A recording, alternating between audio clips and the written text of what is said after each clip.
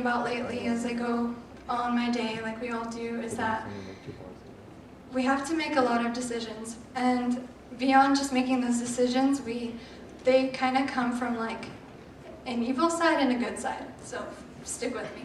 If you're having a good situation, then all the good things in life come out of you. Like, it's your birthday, you're happy, you're excited, you're hopeful, like for good gifts. If it's a bad situation, then anger and cheating and lying and all these things come out of you.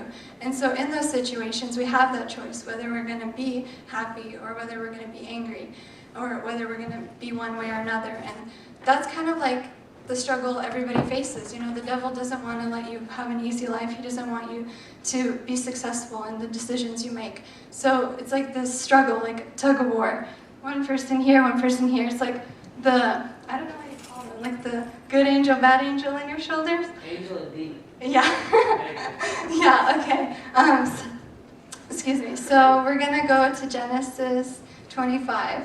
That's, we're going to be focusing on Jacob, his life, and hopefully you guys will be as encouraged as I am by this sermon. Okay, so Genesis 25, verse 19. Tell me when you're there, or say here. Here. Here, okay. I'm not here. Okay, I will start reading. This is the account of the family of Isaac, the son of Abraham. When Isaac was 40 years old, he married Rebekah, the daughter of Bethuel the Aramean from Paddan Aram, and the sister of Laban the Aramean. Isaac pleaded with the Lord on behalf of his wife because she was unable to have children. The Lord answered Isaac's prayer, and Rebekah became pregnant with twins. But the two children struggled with each other in her womb, so she went and asked the Lord about it. Why is this happening to me, she asked, and the Lord told her, the sons in your womb will become two nations. From the very beginning, the two nations will be rivals. One nation will be stronger than the other, and your older son will serve your younger son. And when the time came to give birth, Rebekah discovered she did indeed have twins. The first one was very red at birth and covered with thick hair like a fur coat, so they named him Esau. Then the other twin was born with his hand grasping Esau's heel, so they named him Jacob. Isaac was 60 years old when the twins were born. So we see from the beginning of Jacob's life that he was known to be a deceiver. His name, Jacob, literally means deceiver. So imagine like him at school as a younger kid, like playing hide and seek, and he finds the kid that was hiding, and then everybody's like, oh, you're just a cheater, no wonder you found him. Like, that's not a really good reputation because his name literally meant deceiver. Like we say Jacob, but they say deceiver. And so it's not a name like somebody would really want to be known by. And so we see from the very beginning Jacob is going to be fighting or competing for like equality because that's not who he really ends up being. And so going to verse 27. As the boys grew up, Esau became a skillful hunter. He was an outdoorsman, but Jacob had a quiet temperament, preferring to stay at home. Isaac loved Esau because he enjoyed eating the wild game Esau brought him, but Rebekah loved Jacob. So even by his appearance, he looked weak and somewhat less manly than his outdoorsy brother, and probably teased for like the things he liked to do, like stay home and probably bake with his mom. I don't know what they did back then, but he liked to stay home, and his brother was a lot more like outdoorsy. And so in Jacob's life, there was a constant struggle of who people thought he would be, or how they saw him, and what he really felt on the inside of his heart. So we see that his first like chance for a good bad situation where you have like the demon angel on your shoulder is when he steals Esau's birthright.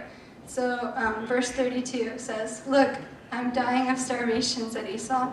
"What good is my birthright to me now?" But Jacob said, "First you must swear that your birthright is mine." So Esau swore an oath, thereby selling his right as the firstborn to his brother Jacob. And so they were probably teens at the time, so they were probably joking about it, like, ha, you know, like, Jacob knew he was a deceiver, so he's like, maybe I'll just deceive my brother to give me his birthright, and he did that. And maybe Esau didn't think too much of it. It's like, oh, you're younger, whatever, like, whatever, but actually that stood. And so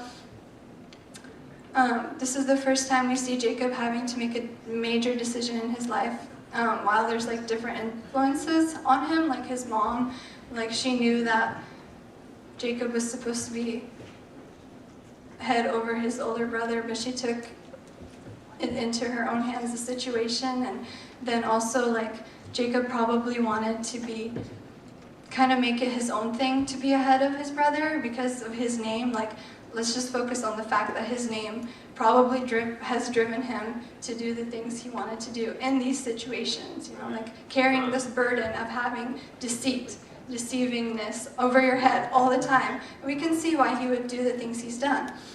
And so Jacob's second really bad good situation was when he actually stole Esau's blessing, when he lied to his dad about being Esau and getting prayed over. Sorry, that's where the ink ran out.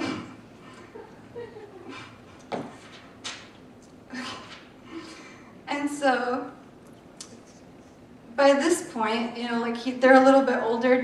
Isaac is about to die, so Jacob deceives his dad, and he asks for that blessing. And we know that by this point, Jacob is really good at being deceitful.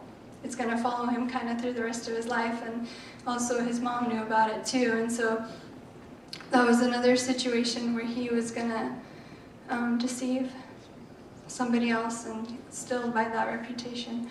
And after making a lot of wrong choices based on his name and trying to live up to be like his brother, and it seemed like all Jacob would ever do is be a deceiver. Like at this point, can you imagine, like you've been making all these wrong choices? Like when it was his mom's idea to get that blessing from his dad, he could have said no. Like, I respect my brother, I'm not gonna do that. But he didn't, you know, like there's always been that pressure on him that he was going to deceive somebody, and he acted on that instead of like in that good or bad situation. And so after making a lot of these wrong choices, he's like exhausted, you know, and he just doesn't know what else to do, but God encounters him, God finds him. So let's go to Genesis 28:15.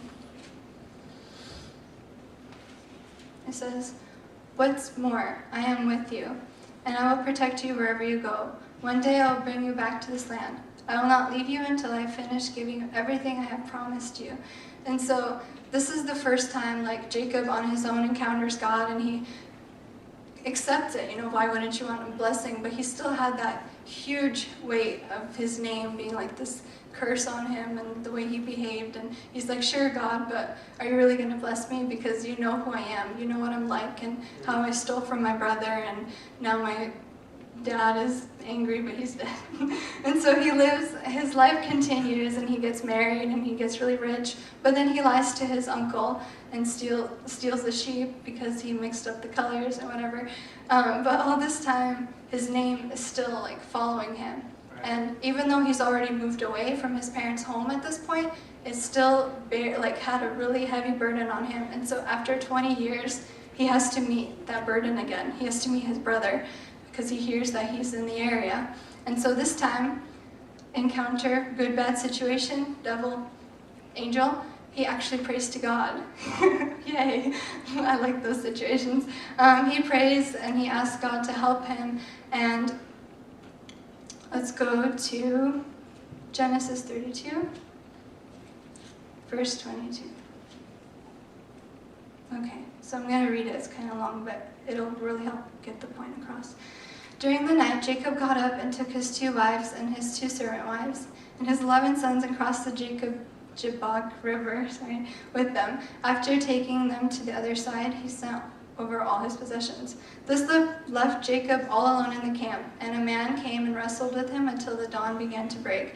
When the man saw that he would not win the match, he touched Jacob's hip and wrenched it out of his socket. Then the man said, "Let me go, for the dawn is breaking." But Jacob said, "I will not let you go unless you bless me." "What is your name?" the man asked. He replied, "Jacob."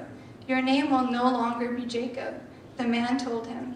"From now on you will be called Israel, because you have fought with God and with man and have won." Your name will no longer be Jacob. Your name will be Israel. See, Jacob had this huge weight on his head for the longest time in those situations. Then he encounters God, and God changes his name. He changes his identity. He doesn't have to be a deceiver anymore. He doesn't have to live under that weight. He doesn't have to be angry, be all these things that people always thought he was going to be. He was a new man. And guess what? He makes up with his brother. That's the best thing, because he's a new man. That is such a victory right there. I'm so excited, because when you encounter God, God changes you. He gives you a new identity. You don't have to be the person you are. You don't have to be whoever people think you should be, who you think that they think that you are. All those things, all those thoughts, all those things are just lifted off your shoulder just because he encountered God. And Jacob was probably so tired of fighting. This was the last fight.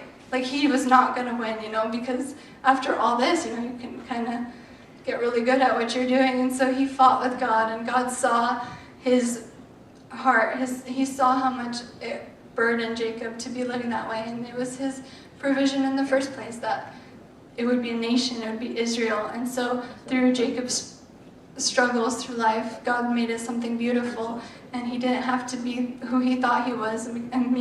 God has the ultimate identity for us, and whatever we're going through, whatever situations pull at us, tell us different things, don't look at your past. Don't look at what it's saying about you, what other people think you should be, how you should be responding to these situations.